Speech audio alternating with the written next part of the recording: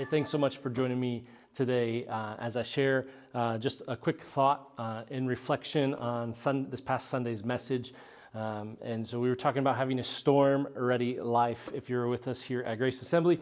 And what are the components to having a storm-ready life? What are the components that will help us survive the storms of life according to Scripture? And one of those components was that the house is pressure tested, that our lives are pressure tested and temptation ready, right? And so we know that a majority of the storms in our life come from the enemy of our soul, the devil, and he comes through various forms and ways. But one of those things primarily is temptation, the temptation to sin. What is sin? It's rebellion of God, saying, hey, I got this. God, you stay over here. I'm going to do my own thing.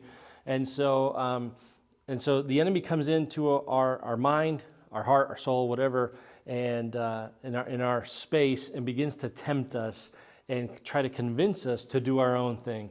And so we talked about having the right tools in our toolkit in order to defeat that temptation, right? God tells Cain in the book of Genesis, be careful, because sin is crouching at your door, ready to devour you. And so that is a warning for every believer and every person. Sin's crouching, the enemy's crouching. He's ready to devour us. He's ready to pull us in over the edge. And so I wanted to actually go back to John 15 quickly and just highlight something as we approached this text a few weeks ago. Jesus is talking about the vine and the branches here, and he says this in verse 1 and verse 2. I am the true vine, and my Father is the gardener.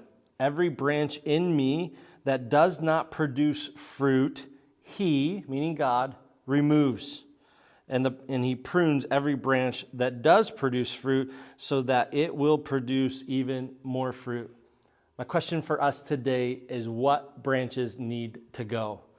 What branches in your life, what systems, what structures, what items in your life are not producing fruit, and therefore, by Jesus' model here, need to be cut off, need to go, need to be removed from your life? What apps are there? What people are there? What situations are there that are not leading you to a godly, productive life, a God-honoring life, a life that produces godly fruit?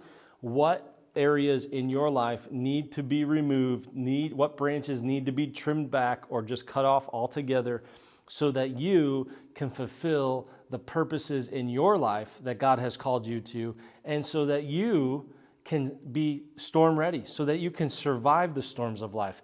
There are things that have attached themselves to us.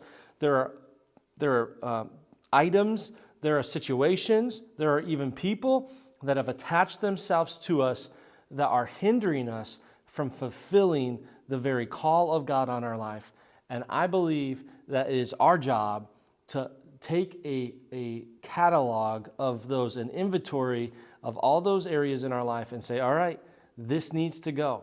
This has no more place in my life. And so be bold today. Be encouraged today that God has given you that authority. You just need to make the hard decision.